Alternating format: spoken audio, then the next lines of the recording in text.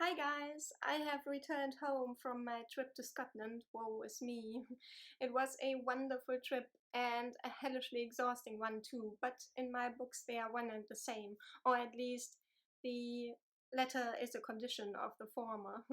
In this case it was particularly exhausting because I have become very unfit in the course of the last few years due to my stupid job, and this summer I hit what I hope was rock bottom, and I was woefully undertrained for all the things that I got up to, and then I crammed a hell of a lot into the space of just a few days. And on the hardest day, I was so exhausted that I hitched a ride back from the car park at the trailhead after my hike because I just didn't have it in me to hike another 5 kilometers through the valley back to my hostel. That's how exhausting my trip was. It was all perfectly safe, though, don't worry. I am convinced anyway that the most dangerous thing that can happen to you in the Scottish Highlands is the Loch Ness Monster, and the likelihood of that one driving by I estimated pretty low. Long story short, it was a very successful holiday. I got to see so many amazing places and got to do so many things. I was incredibly lucky with the weather and was rewarded with amazing views on all my hikes. I got to talk to some lovely people, had good food, just all around fantastic trip. I didn't really film in a way that's fit for a vlog, just a few snippets here and there, mostly for my Instagram stories. So I'm just going to show you a short slideshow here and tell you quickly where I went and what I got up to when I was there. So for the first stage of my journey, I went to the Cairngorms for the first time. I'd only ever driven by them before on the motorway between Edinburgh and Inverness. You might remember the Cairngorms from a book review I did a few weeks ago. I'll link the review in the description box. The Cairngorms are a mountain range in the eastern Scottish Highlands, and they are comprised of a few of the largest mountains in Scotland and on Great Britain as a whole. I flew into Edinburgh and straight away took the bus to Aviemore, which is the largest tourist centre in the region. I spent 3 nights in Aviemore and I did some mountain hiking in the Cairngorms from there, and it was so great to see with my own eyes all the things and landmarks with the weird names about which I had read so much.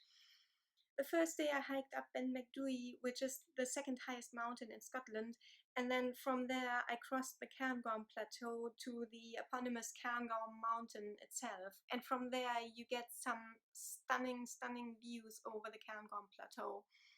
It is an incredible and humbling and also somewhat eerie landscape with the way that the plateau stretches out so close under the sky and with steep cliffs dropping down on its sides. But the first real wow moment I had was actually very early on when I reached the saddle on Ben Macdui after the first hard climb, and the view suddenly opened up to my right and I could see across this mountain path called the Labyrinth and all the way to the loch that's situated high up on Bray Riach, which is the third highest mountain in Scotland. I'm afraid you can't see the loch very well in this picture, but the sun reflected on it just as it does on the granite there on the mountain side, and it was incredibly beautiful.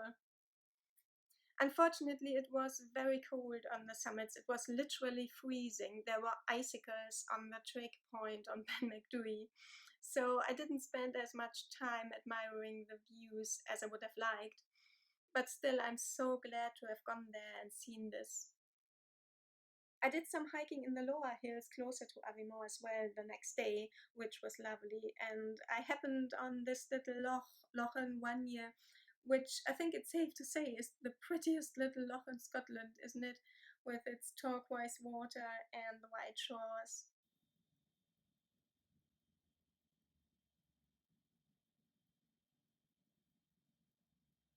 And of course, I also paid a visit to Loch Morlich.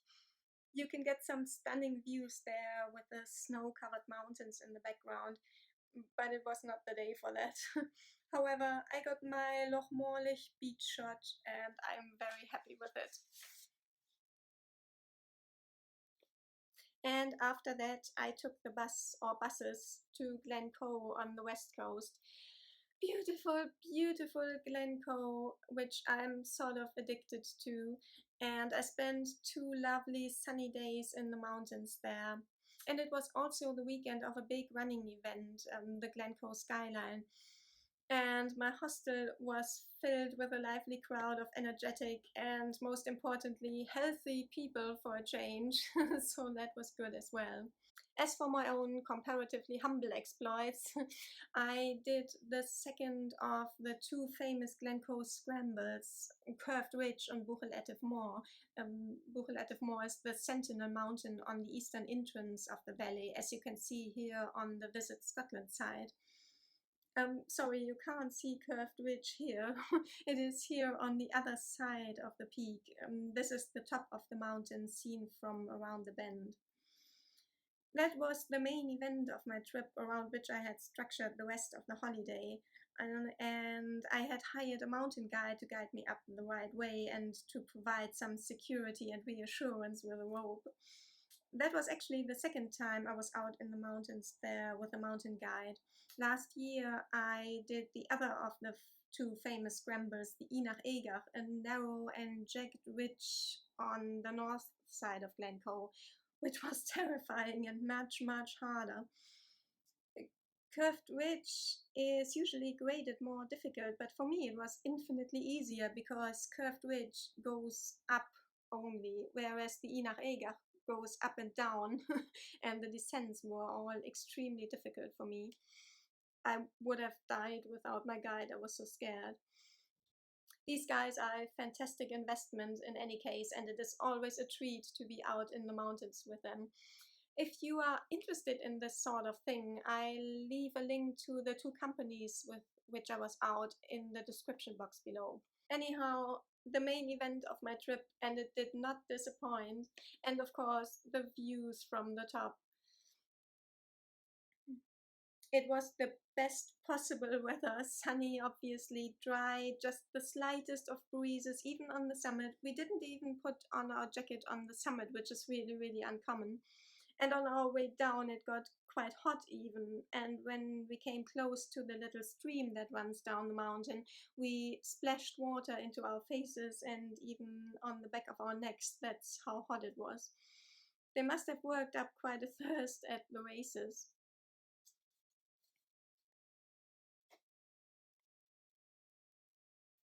And then the next day, I briefly considered making it a rest day and going to the beach, but you know, it's not every day that I'm in Glen Coe and the sun is shining. So I hiked up Bidian Nambian, which is the highest mountain in Glen Coe, and pretty high up on the list of Munros in general.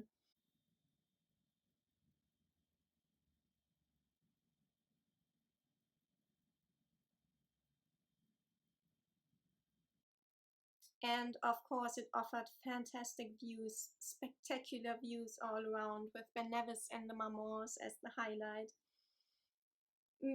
But the mountain itself was also exhilaratingly beautiful, and I took my favorite pictures of the whole trip on that day.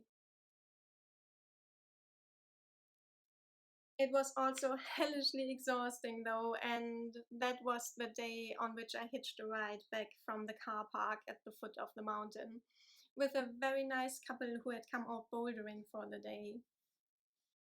And after that, my plans were derailed a little and everything went awry, including the weather.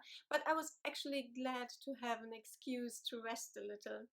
I meant to hike up Ben Lomond, which is the southernmost of all the Munros and not very far from Glasgow at all. But the path that I would have taken from the bunkhouse where I stayed would have been very boggy that day, and I wouldn't have had great views from the top anyway. So I just stayed on flat ground that day and walked around for a bit into the Trossachs, which are the hills in the hinterland of Loch Lomond.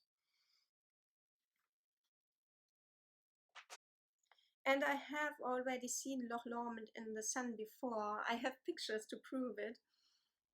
So I didn't really mind getting to see its darker side this time, especially since it looked quite spectacular in the rain. And one of the many endearing characteristics of the Scottish people is that they don't take the rain to their hearts all that much. They are still going to have fun on their Loch Lomond cruise and on deck too. Whereas in Germany, when it rains, people turn into psychopaths. And that was practically the end of my trip. I took the bus to Edinburgh via Glasgow, stayed there for a night, did some last minute shopping for gifts and books, had some more good food, flew home again, and now I'm back to this grey and boring and ordinary city life. I've spent a few days in my own bed, and now I'm all but ready for the next mountain adventure. As for my reading, see, this right here is a very good illustration of why I don't usually make TBRs. I had all the best intentions. On the plane on the way to, I picked up the first item on my TBR, A Stranger in Olondria by Sofia Samatar, and realized that it is one of those fantasy books that starts with, let me tell you all about my childhood and how I grew up isolated in our big house and how our grumpy and distant father didn't treat us very well, yada yada yada. Oh boy, I did not have the patience for that. So next I tried Labyrinth Lost, the YA novel, and realized that I didn't pay enough attention when I bought it or before I bought it, because it is one of those YA books that is written in the third person present tense, which is usually a big red flag for me in books like that, because this kind of style lends itself to, well, bad or at least overly simple and unsophisticated writing, and I've I've just had enough of those run of the mill, not very well written YA crap. Maybe some other day when I'm actually in the mood for a bad book. Sorry, I stopped reading on page 2. And then I asked myself, am I in the mood for short stories set on Orkney? And my answer was, nah. Then I remembered that I also have Kai Miller's August Town on my Kindle, which was not on my TBR. So I picked that up and read the first chapter, thought it was very good, but I was just not in the right frame of mind for it. I needed something more immediately entertaining and not as emotionally draining as that. So I put it aside for the moment. And then on the bus to Evermore, still on the first day, I picked up Ninefox Gambit, which was on my TBR, and I read the first chapter. It took me the whole bus ride, all 3 hours, because I kept distracting myself looking for Harry Coos and other attractions, but I did like it. And then the next evening, I took it to the restaurant with me to read between courses. But chapter 2 is actually when it starts to be about politics and intrigues, and it just went over my head, exhausted as I was. So I had to put that aside too. The situation seemed desperate at that point, but that Tuesday was actually when Edward Snowden's autobiography came out, and that same day he was sued by the US government for it. So, of course, I had to get out and get it immediately. Fortunately for me, there is a Waterstones in Aviemore just across the street from my bus stop, and I bought it there on Wednesday morning and took it into the mountains with me, carried it around the whole day. It turned out to be a gripping and easy read, and I almost got through it on the trip. So that turned out to be my main book for the holiday. Apart from that, I did only a tiny little bit of book shopping in the Waterstones in Edinburgh and the Highland Bookshop in Fort William. I didn't really have much time on this trip to go shopping, but I bought 2 books that I thought I would never buy. One is Robert Macfarlane's Mountains of the Mind. Now, Robert Macfarlane is one of my favorite authors, but I had been fed up with books on mountaineering and mountains and mountain climbing for a while, but I sort of got into mountains again recently. So I bought this one, and also South by Ernest Shackleton, Shackleton's account of the Endurance expedition. If you want to know what this is all about, I link you to a review video of another book about this expedition that I read and reviewed in the summer. And then at the airport, my flight was delayed by an hour and a half, so I was bored, and I bought Tana French's Wych, which I hope will be the perfect cozy read for October. I also went into the second-hand bookshop in Fort William with the best of intentions, but it is tiny and they didn't have much of interest at all for me. However, the owners were so nice that I didn't want to leave without buying anything at all.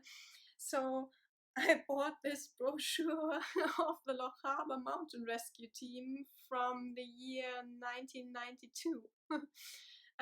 Loch Harbour is the region in which Ben Nevis lies, by the way, so they do get called out a lot. So it was interesting, and the proceeds go to the team as well, so that's a good thing.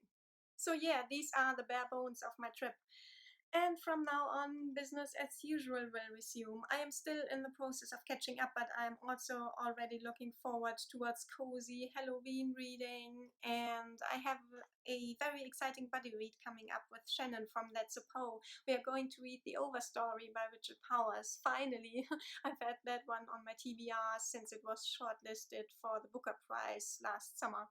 And I'm looking forward to hearing all about your spooky reads and your Victober reads. Thank goodness it's finally autumn, right? Bye bye, lovely people. See you very soon.